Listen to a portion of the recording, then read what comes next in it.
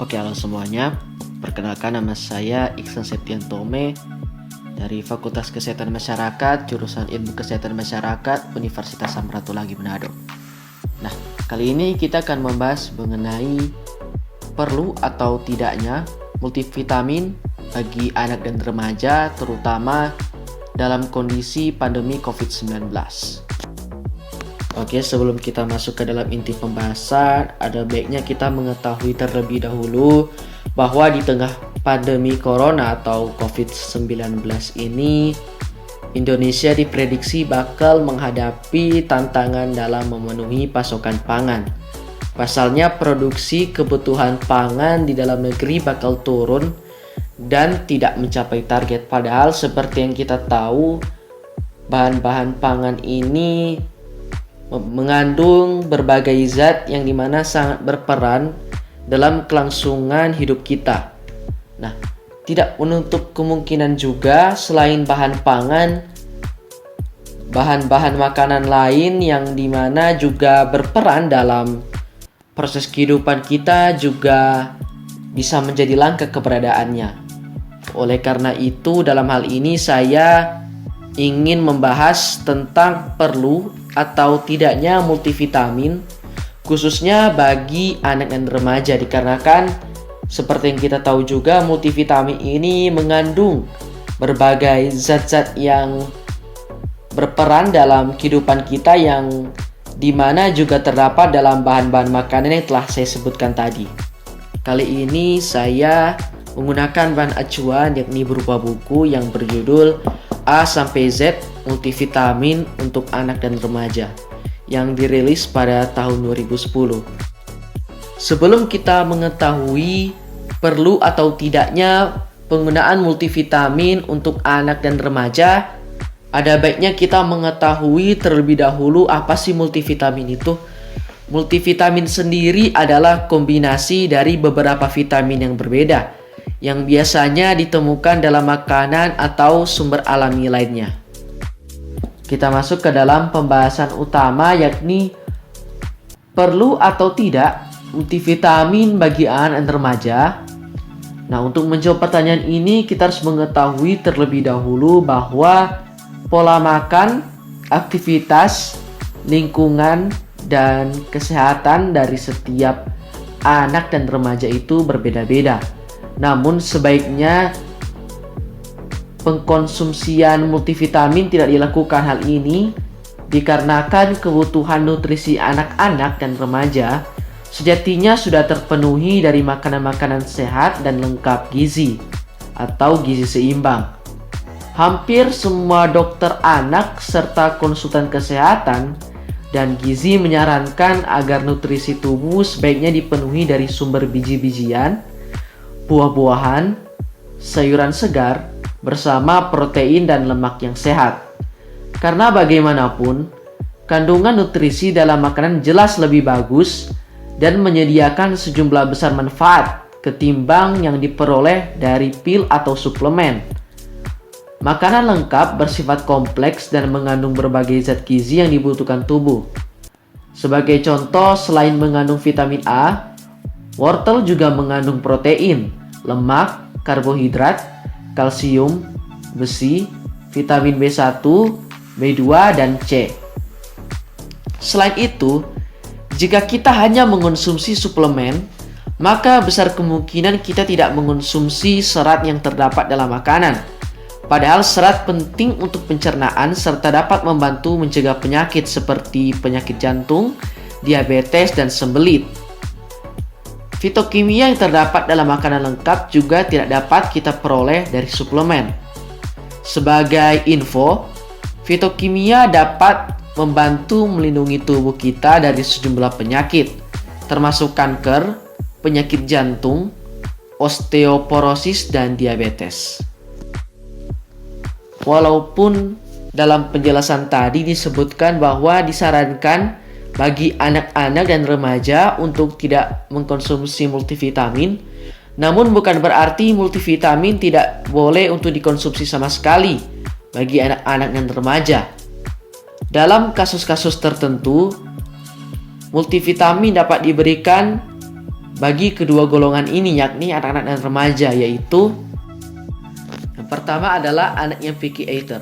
Picky eater sendiri merupakan istilah bagi anak atau remaja yang suka memilih-milih makanan. Anak-anak atau remaja yang tergolong dalam golongan ini hanya mau memakan makanan yang enak-enak dan cenderung menghindari makanan yang tergolong dalam jenis sayur-sayuran dan buah-buahan. Yang kedua adalah pola makan yang salah. Persepsi fast food sebagai makanan orang kota dan terlihat lebih bergaya dibandingkan makan sayur-sayuran yang dibilang sebagai makanan orang desa, membuat sebagian anak terutama remaja lebih tertarik untuk makan di gerai fast food. Proporsi gizi fast food tidak seimbang dan cenderung mengandung lemak tinggi dan minim sayur.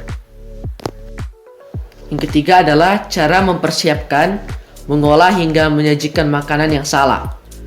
Perendaman, pencucian, dan pemasakan yang terlalu lama hingga pemanasan ulang mau tak mau mengganggu kecukupan nutrisi.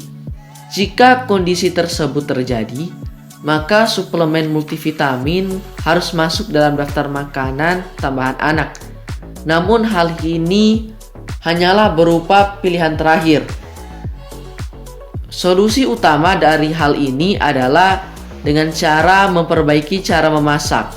Yang keempat adalah tinggal di lingkungan yang berpolutan tinggi. Lingkungan dengan tingkat polusi yang tinggi, misalnya tinggal di lingkungan pabrik atau perkotaan yang penuh asap dari cerobong pembuangan pabrik maupun knalpot kendaraan, mau tak mau memaksa kita untuk menambah asupan vitamin sebagai penangkal radikal bebas yang mengepung. Hal tersebut juga berlaku jika kita sering berada di ruangan ber-AC dengan AC yang sudah kotor. Vitamin antioksidan yang perlu dikonsumsi khususnya adalah vitamin A, C, dan E. Yang kelima adalah remaja yang mempunyai kebiasaan merokok. Walaupun sering dilarang, masih saja ada remaja yang mencuri-curi kesempatan untuk merokok. Kebiasaan merokok memang susah untuk dihentikan. Untuk itu sebaiknya para remaja meningkatkan asupan vitamin B6, B12, B9, B3, dan vitamin C. Hal tersebut bisa dilakukan dengan memberikan suplemen multivitamin karena tembakau pada rokok menurunkan proses penyerapan berbagai vitamin dan mineral, termasuk vitamin B6, B12, vitamin C, folat, dan niacin. Yang keenam adalah pengidap infeksi atau kanker. Apabila ada anak-anak atau remaja yang mengidap infeksi atau kanker tertentu, di mana sistem kekebalan tubuh tidak dapat berfungsi sebagaimana mestinya, maka diperlukan asupan gizi yang lengkap. Selain itu, suplemen juga diperlukan guna meningkatkan kekebalan tubuh, seperti vitamin B kompleks, terutama B6, B5, dan B9, serta mineral yakni magnesium dan seng. Yang ketujuh adalah anak-anak atau remaja yang sedang mengalami stres. Para anak-anak atau remaja yang sedang mengalami stres, tubuh mereka akan lebih boros dalam memanfaatkan zat-zat gizi dibandingkan saat masih dalam keadaan yang normal. Tubuh juga akan memproduksi radikal bebas sehingga diperlukan antioksidan untuk mengatasinya. Suplemen multivitamin A, B, mineral seng, dan selenium dibutuhkan untuk membantu tubuh bekerja dengan baik. Yang kedelapan atau yang terakhir adalah anak-anak atau remaja yang sedang dalam perjalanan jarak jauh. Suplemen multivitamin juga hendaknya dikonsumsi jika anak-anak atau remaja sedang dalam perjalanan jarak jauh atau berada di daerah di mana makanan dengan gizi yang lengkap susah didapatkan.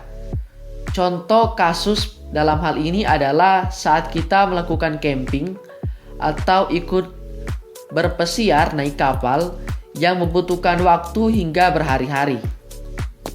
Pengkonsumsian multivitamin bagi anak dan remaja adalah boleh dalam keadaan-keadaan tertentu, namun perlu diketahui juga bahwa pengkonsumsian multivitamin mempunyai batas, yang dimana jika multivitamin yang dikonsumsi oleh anak-anak dan remaja kurang, maka tubuh mereka tidak bisa bekerja sebagaimana mestinya, yang dimana dalam kasus anak-anak dan remaja akan menimbulkan pertumbuhan tubuh yang menjadi terhambat.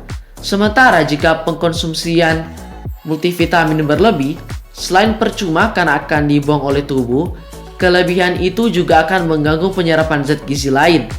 Lagi pula, proses membuang tersebut bukanlah hal yang mudah bagi tubuh. Dari penjelasan sebelumnya, kita bisa mengambil beberapa kesimpulan yang dimana akan saya utarakan ke dalam 3 poin utama. Yang pertama adalah pengkonsumsian multivitamin untuk anak-anak dan remaja tidak disarankan selagi masih adanya bahan-bahan makanan yang memiliki zat-zat gizi yang serupa. Yang kedua adalah pengkonsumsian multivitamin untuk anak-anak dan remaja meskipun tidak disarankan, namun tetap boleh untuk digunakan meskipun hanya dalam keadaan-keadaan tertentu saja. Dan yang ketiga adalah pengkonsumsian multivitamin bagi anak-anak dan remaja memiliki batas, yang dimana jika konsumsi multivitamin berlebihan atau tidak sesuai dosis, maka akan berakibat buruk pada kesehatan anak-anak atau remaja tersebut. Sekian penjelasan dari saya mengenai perlu atau tidaknya multivitamin untuk anak-anak dan remaja dalam masa pandemi COVID-19. Jika Anda menyukai video ini, silakan tekan tombol like di bawah. Dan silakan tekan tombol dislike di bawah jika Anda tidak menyukai video ini. Sekian dari saya, terima kasih.